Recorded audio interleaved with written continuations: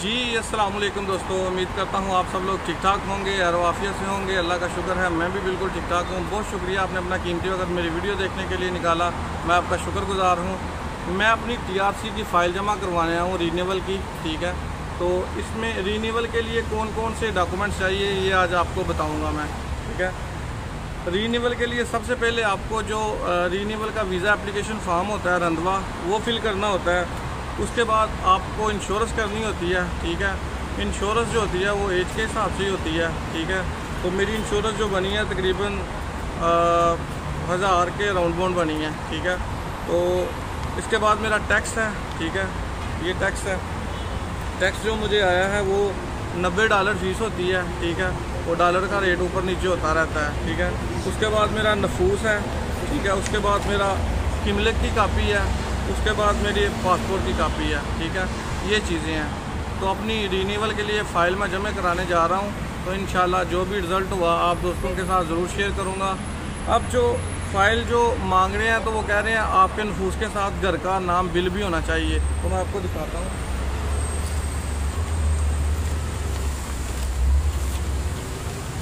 ये मेरे नाम पे पानी का बिल भी है, ठीक है। तो ये भी मैं साथ लगाऊंगा, ठीक है, क्योंकि वो मांगते हैं। तो मैंने आपको बता दिया फ़ाइल के लिए कौन कौन से डॉक्यूमेंट्स चाहिए, ठीक है। ये डॉक्यूमेंट्स चाहिए और आपकी 4 तस्वीरें चाहिए। और आपको जब आप फ़ाइल जमा करवाना जाते हैं तो आपको इतने सवालात वो नहीं पूछते, आराम से फ़ाइल लेके जमा कर लेते हैं, ठीक है। तो फिर जा रहा हूँ मैं अपनी फ़ाइल जमा कराने कुम कापी में। तो जो भी रिज़ल्ट हुआ इंशाल्लाह आपके साथ शेयर करूँगा। मिलते हैं अगली वीडियो। जी अस्सलाम वालेकुम दोस्तों, उम्मीद करता हूँ आप सब लोग ठीक ठाक होंगे, आरोआफियत से होंगे। अल्लाह का बड़ा शुक्र है, मैं भी बिल्कुल ठीक ठाक हूँ। बहुत शुक्रिया आपने अपना कीमती वक्त मेरी वीडियो देखने के लिए निकाला। मेरी भी यही कोशिश है कि आप दोस्तों के साथ कोई अच्छी अपडेट शेयर करूँ। तो आज की जो अपडेट है, मैंने जैसे कि आपको पहले भी बताया था कि मेरा कार्ड ख़त्म होने वाला है और अल्हम्दुलिल्लाह मैंने अपना TRC card residence permit apply किया है और मुझे जो है ना रीन्यूअल कार्ड बन के आ गया, ठीक है। आज ही मैंने रिसीव किया है और आपको बताता हूँ कि रीन्यूअल के लिए कौन कौन से डॉक्यूमेंट चाहिए, कितना खर्चा आता है, जो नए वीज़े पे आते हैं उनका कार्ड बन रहा है कि नहीं, जिनका कार्ड रिजेक्ट हो जाते हैं वो क्या कर सकते हैं। आज सारी डिटेल आप दोस्तों के साथ शेयर करूंगा, ठीक है। तो दोस्तों जब आप रीन्यूअल के लिए अप्लाई करते हैं, ठीक है, तो आपको सबसे पहले जो आपको चाहिए होता है वो आपका नफूस, ठीक है। नफूस आप जिस घर में रहते हैं, ठीक है, वो नफूस होना चाहिए उस घर का, ठीक है। और बिल, कोई भी बिल आपके नाम, सन 2023 में यही चल रहा है कि बिल आपके नाम ज़रूर होना चाहिए, ठीक है। बिजली का हो जाए, पानी का, गैस का, कोई भी बिल एक आपके नाम होना चाहिए, ठीक है। ये 2 चीज़ें अहम हैं। जब ये 2 चीज़ें आपके पास होंगी तो फिर आपने रीन्यूअल के लिए अप्लाई करना है। तो सबसे पहले जो आपने काम करना है अपनी इंश्योरेंस बनवानी है, ठीक है। इंश्योरेंस की बात करूँ, इंश्योरेंस जो मार्केट में रेट चल रहा है तुर्की में वो 1200 से लेके 1200-1300 तक चल रहा है, ठीक है। अगर आप डायरेक्ट ही चले जाते हैं किसी वकील के पास या किसी दफ्तर में, जो फ़ोटोकॉपी वाले दफ्तर होते हैं गुच्छी अदारे के इर्द गिर्द होते हैं, तो वो वो आपको सस्ते में इंश्योरेंस कर देते हैं, ठीक है। तो जो मेरी इंश्योरेंस हुई थी वो मैं आपको आगे चल के बताता हूँ कि मैंने टैक्स और इंश्योरेंस मेरा कितना आया था और टोटल मेरे कितने पैसे लगे थे, ठीक है। आपने सबसे पहले अपना नफूस बिल अपने नाम करवाना है, उसके बाद इंश्योरेंस करवानी है। उसके लिए आपको पासपोर्ट की कापी और किमलक चाहिए होगी, ठीक है। जब आपने इंश्योरेंस करवा लेनी है, ठीक है, तो अपना नफूस और अपना जो आपका इंश्योरेंस है वो आपने पास रख लेना है। और रंधवा एप्लीकेशन फॉर्म, रीन्यूअल का फॉर्म फिल करना है, ठीक है। वो फिल करना है अपने अच्छे तरीके से। आप खुद फिल कर सकते हैं तो ठीक है, नहीं तो किसी भी एजेंसी वाले से या किसी भी कंसल्टेंट से करवा सकते हैं। वो 100-150 रुपया लेगा, वो आपको फिल कर देगा, ठीक है। तो ये चीज़ है। उस फॉर्म में आपने सारी अपनी डिटेल देनी है, पासपोर्ट की डिटेल, ठीक है, अपनी वालदा का नाम, ठीक है, पासपोर्ट नंबर, किमलिक नंबर, ठीक है, कहाँ आपकी जो पुरानी किमलिक ख़त्म हो रही है, कहाँ से आपने स्टार्ट करनी है, ये सारा डाटा जो है ना उनको देना है, ठीक है। तो अच्छे से फॉर्म फिल करना है। और एक बात बता दूँ, जब आपने फॉर्म फिल करना है ना, तो फॉर्म को अगर खुद कर रहे हैं तो अच्छी बात है, आपको डाउट नहीं होगा। अगर किसी से करवा रहे हैं तो आपने बार बार फॉर्म रीड करना है, ठीक है। जब पहला हमारा फॉर्म होता है उसमें हमें लिखा होता है कि हम शादीशुदा हैं, और दूसरा जो फॉर्म होता है उसमें हम लिखा होता है कि हम शादीशुदा गैर शादीशुदा हैं, ठीक है, कुंवारे हैं। तो ये बड़ा फ़र्क आता है। काफ़ी चीज़ें जो है ना, जो अगला बंदा फॉर्म फिल करता है वो डिफरेंट कर देता है। तो ये डिफरेंट नहीं होने नहीं, उसको आपने बताना है कि ये चीज़ें अवल तो जो आपके पुराने फार्म है वो आप साम के रखें, वो भी साथ ले जाएं, उनको कहें कि इसके मुताबिक हमें जो है ना फिल करके दें, ठीक है। तो हमेशा ये चीज़ें बड़ी मद्देनज़र रखने वाली चीज़ें हैं। अगर इनमें कोई मिस्टेक हो जाए तो आपकी क़िबले रिजेक्ट भी हो सकती है। एप्लीकेशन आपने अच्छे से फिल करना है, ठीक है। एप्लीकेशन के बाद आ जाएँ, फिर आपने जो है ना अपना टैक्स तारना है। एप्लीकेशन जब आप फिल करेंगे तो वो आपको टैक्स बता देगा कि इतना टैक्स है। ये एज के तकरीबन $85 से लेकर $90 तक होता है टैक्स, ठीक है। मैंने जो टैक्स पे किया था वो मैंने पे किया था 2365 रुपये, ठीक है, 2365 लीरा। और जो मेरी इंश्योरेंस हुई थी, वैसे तो मार्केट में जो रेट चल रहा है वो 1000 से 1200 तक है, लेकिन इसका जो जेन्युइन रेट है ना इंश्योरेंस का वो 300-400 रुपये है, ठीक है। तो मैंने जिससे करवाई थी उसने मुझे 600 रुपये में करके दी थी, ठीक है। और 100 रुपये एप्लीकेशन फॉर्म का लिया था, 700 वो और 2365 ये 3000 तक मेरा जो है ना ये खर्चा आ गया था क़िमलिक अप्लाई रिन्यूअल का, ठीक है। तो अगर आप किसी से करवाएंगे, एजेंट से करवाएंगे या किसी और से करवाएंगे, वो आपसे 3500-4000 चार्ज करेगा।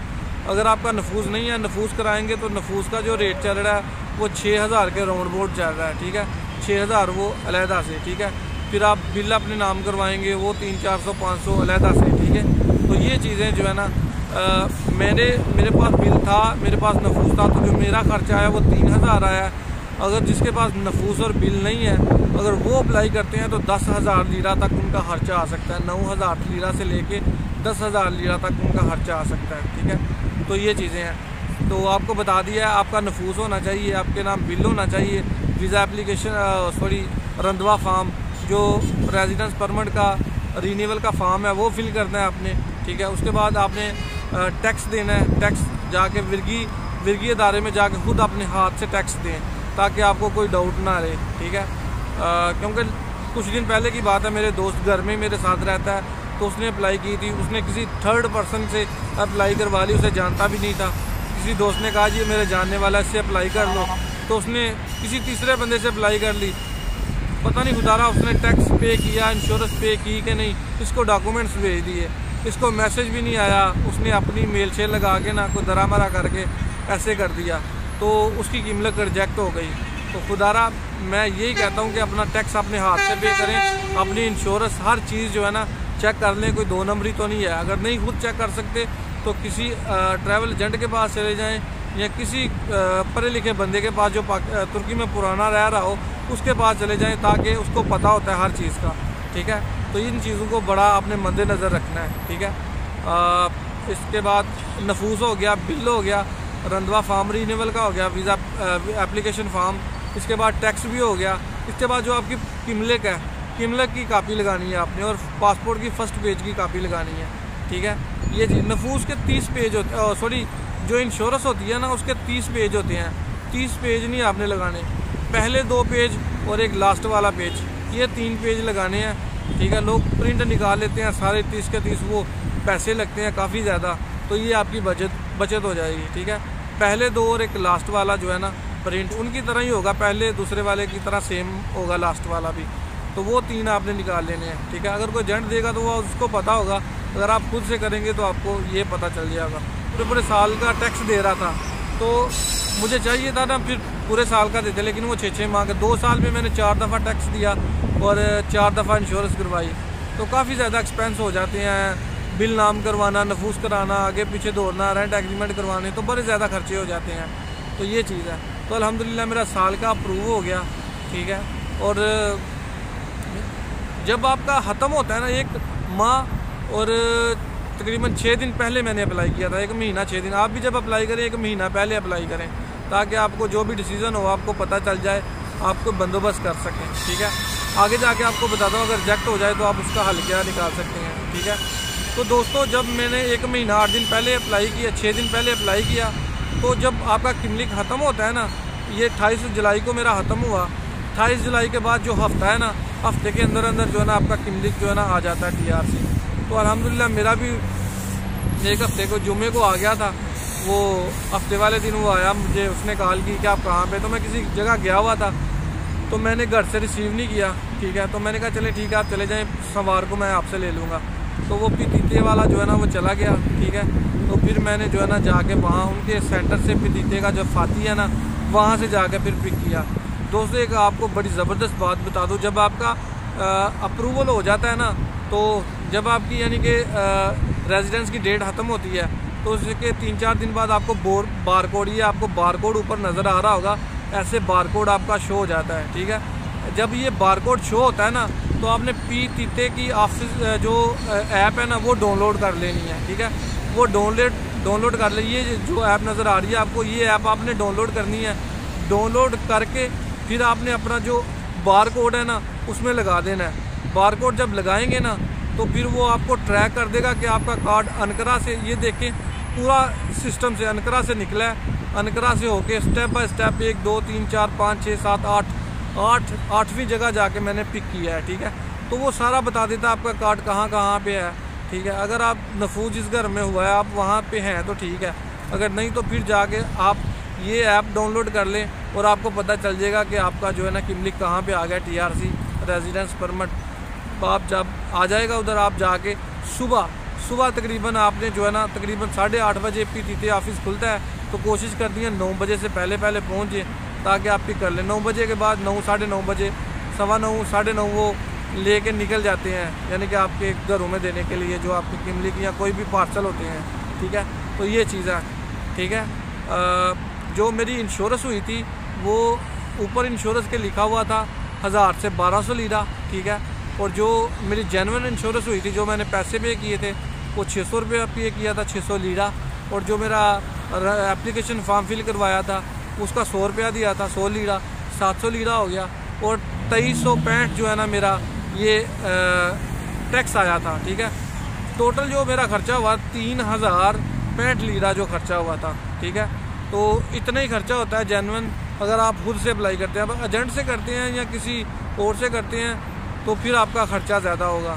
अगर आपके पास नफूस है और बिल आपके नाम में है तो फिर तो आपका इतना ही खर्चा होगा 3000 के राउंड। अगर नफूस और बिल आपके पास नहीं है तो फिर आपका 10,000 लीरा तक खर्चा होगा, ठीक है।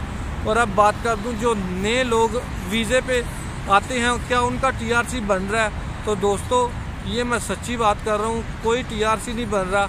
हमने 5-7 लोगों के देखे हैं, अप्लाई किए हैं उन्होंने, लेकिन उनको नहीं मिला, ठीक है।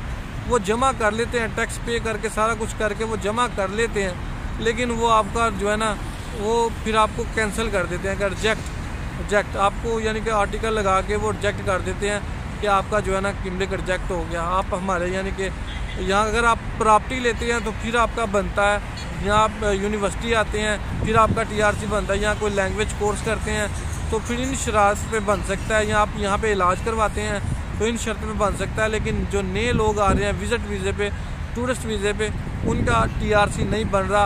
अगर कोई कह रहा है ना बन रहा है तो वो झूठ बोल रहा है, ठीक है। लोग कहते हैं जी $1000 $2000 $500 में बन रहा है, तो ये झूठ है। किसी एक का ना बन जाए किस्मत वाले का, वो भी किसी अच्छे इमिग्रेशन के पास ना चला जाए, उसका केस तो वो अलग बात है। लेकिन हमने 10 लोगों के देखे हैं, 10 लोगों के ही जो है ना रिजेक्ट हुए हैं। तो नए आने वालों के लिए यही है कि TRC नहीं बन रहे। और यहाँ पे एक बात ऐड करता चलूँ, जिनके वीज़े लग गए हैं और तुर्की आना चाहते हैं और आके यहाँ काम वगैरह करना चाहते हैं, वो लोग अभी थोड़ा वेट कर लें, ठीक है। ये अगस्त का महीना चल रहा है, ठीक है। अगस्त का महीना चल रहा है तो अगस्त के महीने का वेट कर लें। अभी इस्तांबुल में बहुत ज़्यादा सख्ती है, ठीक है। जो अनलीगल लोग हैं उनको पकड़ रहे हैं, ठीक है।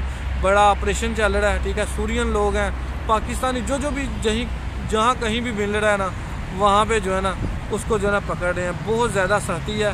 तो जो लोग यानी कि आके यहाँ काम करना चाहते हैं, 10 दिन का वीज़ा होगा, 20 दिन का फिर यहाँ पे अनलीगल हो जाएंगे, तो उनके लिए ये 1 महीना 2 महीने इंतज़ार कर लें फिर आएँ, ठीक है, ताकि वो आपके लिए मसला ना हो, ठीक है। आप इतने पैसे लगा के आएंगे, पकड़ेंगे तो फिर वापस, तो आपसे रिक्वेस्ट है आप वेट करें। अच्छा, जो जिनका किमलिक अप्लाई करते हैं और रिजेक्ट हो जाता है उनके लिए क्या है, अगर आपका किमलिक आपने अप्लाई किया और आपका रिजेक्ट हो गया तो अब नामुमकिन है कि आपका किमलिक दोबारा बनेगा, ठीक है। उसके कोई चांस ही नहीं है। जब आपका एक दफ़ा हो गया तो हो गया, ठीक है। आप अपील करेंगे, केस लगाएंगे, वकील करेंगे, 1 साल तक केस चलेगा, उसमें आप वकील को भी पे करते रहेंगे, वकील जब मर्जी आपसे फ़ीस ले लेगा, वो बड़ा लम्बा चौड़ा पेंडा है। अगर आपका रिजेक्ट हो गया, सबसे बेहतरीन हाल यही है कि आप पाकिस्तान वापस चले जाएँ। आप वापस चले जाएंगे तो अगर आपका रिजेक्ट हो गया, फिर आप गुची अदारे जाएंगे, गुची अदारे से फिर आपको वो 10 दिन का पेपर देंगे। आप पूछेंगे जी मेरा क्यों रिजेक्ट होया, तो फिर आपको रीज़न बताएंगे इस वजह से हुआ है। फिर वो आपको एक पेपर देंगे, 10 दिन का होगा या 15 दिन का या 1 महीने का, कि हमारे मुल्क को छोड़ दें, ठीक है। तो फिर अच्छी बात तो यही है, अगर आप दोबारा तुर्की आना चाहते हैं तो इनके मुल्क को छोड़ दें। अगर आप नहीं छोड़ते तो फिर आपको ना स्टे लेना पड़ेगा, ठीक है, वकील के थ्रू या कोई यहाँ पे कंसल्टेंट है अच्छा, तो उसके थ्रू आपको स्टे लेना पड़ेगा, ठीक है। वो अदालत से स्टे मिलता है, वो कोई $200 मांगता है, कोई $100, कोई $300, ऐसे ही मुख्तलिफ रेट हैं, ठीक है। 90 दिन के अंदर अंदर जब आपका किमलक रिजेक्ट हो जाए, 90 दिन के अंदर अंदर आपने जो है ना वो अपना वकील करके या कोई जिस बंदे को नॉलेज है उसको साथ लेके अदालत में केस करना होता है कि मेरा किमलक रिजेक्ट हो गया, तो मुझे जो है ना यहाँ पे स्टे चाहिए। तो फिर वो किसी को 200 दिन का स्टे देते हैं, किसी को 365 दिन का स्टे देते हैं, किसी को 400 दिन का मुख्तलिफ स्टे देते हैं, ठीक है। तो फिर आपका केस चलता जाता है, ठीक है। तो ऐसे करके साल कंप्लीट हो जाता है, ठीक है। तो फिर जो है ना आपका यानी कि फिर भी आपने मुल्क को छोड़ना है, ठीक है। TRC वगैरह नहीं आपका बन सकता। अगर आप चले भी जाते हैं पाकिस्तान, वापस आते हैं, तो फिर भी जो है ना आपका TRC दोबारा नहीं बनेगा, ठीक है। ये चीज़ है, जब TRC ओपन होगा इंशाल्लाह आप दोस्तों को पूरी इन्फॉर्मेशन देंगे कि TRC ओपन हो गया, ठीक है। तो अल्हम्दुलिल्लाह मैं आपको बता दूं, ये देखें मेरा कार्ड बन के आ गया पूरे साल का, अल्हम्दुलिल्लाह, ठीक है। मैं आपको दिखाता हूँ, ठीक है। ये अल्हम्दुलिल्लाह मेरा कार्ड आ गया पूरे साल का, ठीक है। और इसके लिए मैंने काफ़ी जद्दोजहद की है, बड़ी कोशिश की है अल्हम्दुलिल्लाह, तो ये बन के आ गया। तो इंशाल्लाह जो है ना अब वीज़े भी अप्लाई करूँगा, ठीक है, आने वाले वक्त में 2-3 महीनों में अपनी बैंक स्टेटमेंट वगैरह बना के, तो इंशाल्लाह जो है ना वीज़ा हासिल भी करेंगे, ठीक है।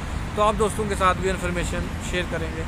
अगर किसी दोस्त को कोई बात बुरी लगी हो तो उसके लिए माज़रत, कोई भी इन्फॉर्मेशन चाहिए तो कमेंट करें, ठीक है। इंशाल्लाह मैं अपनी ईमेल ज़रूर देता हूँ कि ताकि आप कोई दोस्त जो यानी कोई फैमिली या कोई भी ऐसा बंदा जो सीरियस हो वो मुझसे रब्ता करे, मैं उसके साथ पूरा तावन करूँ। जितनी मुझे इन्फॉर्मेशन है या जो मेरे दोस्त यहाँ पुराने रह रहे हैं उनको है, तो उनकी रहनुमाई की जाए।